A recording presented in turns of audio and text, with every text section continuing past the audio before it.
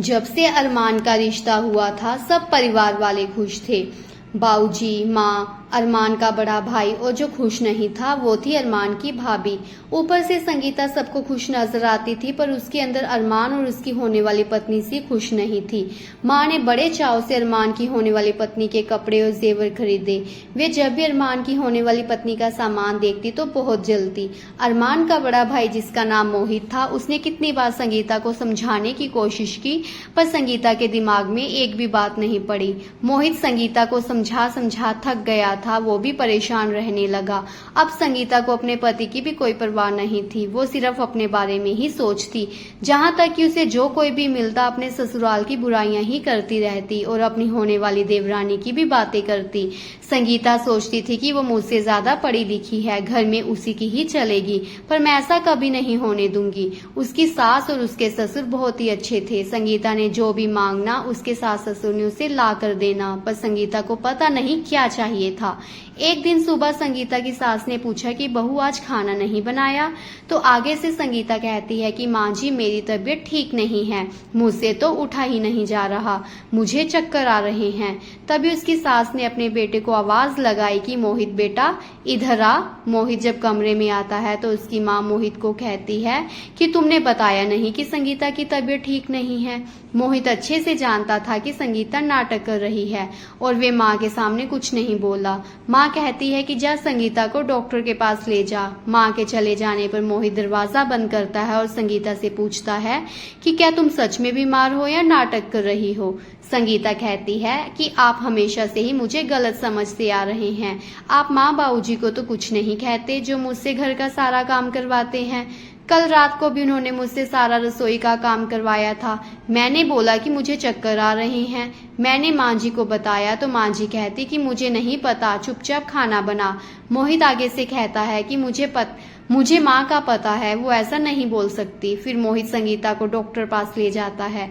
घर वापस आने पर माँ संगीता से पूछती है कि क्या कहा डॉक्टर ने। आगे से संगीता बोलती है कि डॉक्टर ने कहा कि आपको कमजोरी हो गई है और फल खाने को कहा है। तभी उसकी सास कहती है कि बहू तू अपने कमरे में चल और मैं तुम्हारे लिए फल काट कर लाती हूँ। संगीता अपने कमरे में चली जाती है। शाम को संगीता की सास अपने पति और अपने दोनों लड़कों से बात कर रही होती है कि हमने तो अरमान की होने वाली पत्नी का सारा सामान ले लिया है, अब शादी में कितने रिश्तेदार आएंगे। मैं सोच रही हूँ तब तक हम गहने बैंक में रखवा देते हैं। मोहित कहता है कि माँ तुम सही कह रही हो, हम गहने बैंक में रखवा देते हैं। तो अरमान पूछता है कि अभी आपने गहने कहाँ रखे हैं। तो माँ कहती है कि मैंने संदूक में रखे हैं और चाबी मैंने अपनी कमर में लटकाई हुई है।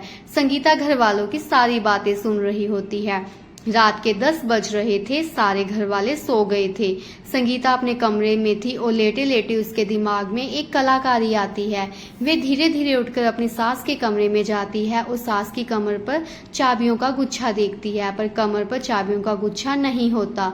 वो जैसे ही वापस जाने लगती है तो अचानक से ही उसका ध्यान मेज पर पड़ी चाबियों के गुच्छे पर पड़ता है। वे फटाफट स्टोर में जाती है और संदूक से सारे गहने निकाल लेती है और अपनी अलमारी में रख लेती है। जैसे जैसे शादी का दिन नजदीक आता है तो उनके घर मोहित की बुआ आती है। वे पूछती है कि शादी की सारी तैयारियां हो गई। तो मोहित कहता है कि हाँ बुआ जी सब कुछ हो गया। तभी मोहित के बाबूजी अपनी पत्नी से कहते हैं कि जरा बहना को गहने तो दिखा। तो मोहित की माँ गहने लेने स्टोर में जाती है। जैसे ही वे ताला खोलती है तो देखती है कि डिब्बे में तो खाली पड़े हुए हैं और उनमें गहने नहीं हैं। तो वे वहीं से ही चिल्लाने लग पड़ती है। मोहित और अरमान भागते हुए स्टोर में जाते हैं तो देखते हैं कि गहनों के सारे डिब्बे खाली पड़े हुए हैं और सारे गहने गायब हैं। उन्हें कुछ समझ में नहीं आता कि ये क्या हो गया है। काफी सोचने के बाद मोहित के दिमाग में एक बात आती है कि आज सुबह से ही संगीता ने अपने मायके जाने की रट लगाई हुई थी। उसे पक्का यकीन हो गया कि पक्का गहने संगीता ने ही चुराए हैं। अरमान और उसका बाबूजी पुलिस थाने रिपोर्ट लिखवाने चले जाते हैं। तभी मोहित संगीता को फोन करता है कि संगीता गहने तुम्हारे पास हैं क्या। संगीता इतनी बात सुनते ही एकदम से चुप हो जाती है और आगे से उसको कोई जवाब देना नहीं आता और झट से फोन काट देती है। मोहित को पक्का यकीन हो जाता है कि गहने संगीता के पास ही हैं। वो उसी वक्त संगीता को लेने उसके मायके चला जाता है। इधर मोहित की माँ का रो रो कर बुरा हाल हो रहा था।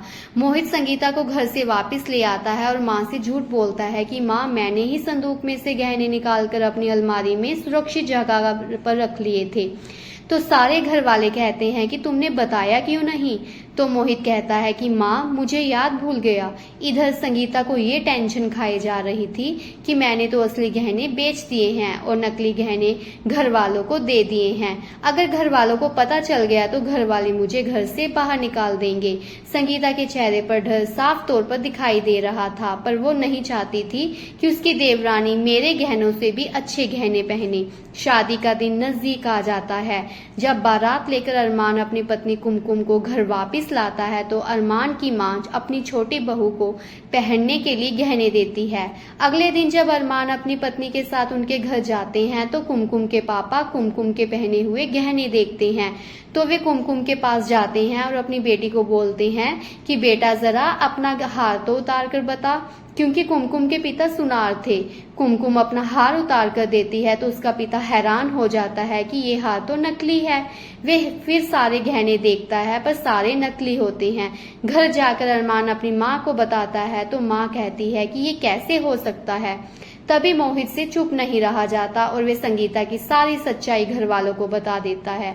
तो संगीता के सास ससुर पूछते हैं कि बहू, असली गहने कहाँ पर हैं। तो वे बताती है कि वो तो मैंने बेच दिए। अरमान की माँ को चक्कर आ जाता है और वे घिर पड़ती है। तभी अरमान और उसकी पत्नी माँ को उठाकर कमरे में ले जाते हैं। मोहित को संगीता पर बहुत गुस्सा आता है और कहता है कि तुमने ऐसा क्यों किया। फिर संगीता बोलती है कि मैं नहीं चाहती थी कि देवर की शादी हो, क्योंकि माँ बाबूजी देवर से बहुत प्यार करते हैं और आपसे कम, इसलिए उन्होंने अपनी सारी जायदाद देवर को देनी थी। इसलिए मैं नहीं चाहती थी कि उनकी शादी हो और माँ जी ने मेरे साथ भेदभाव किया है। कुमकुम के लिए भारी गहने बनाए और मेरे तो हल्के फुल्के बनाए हैं।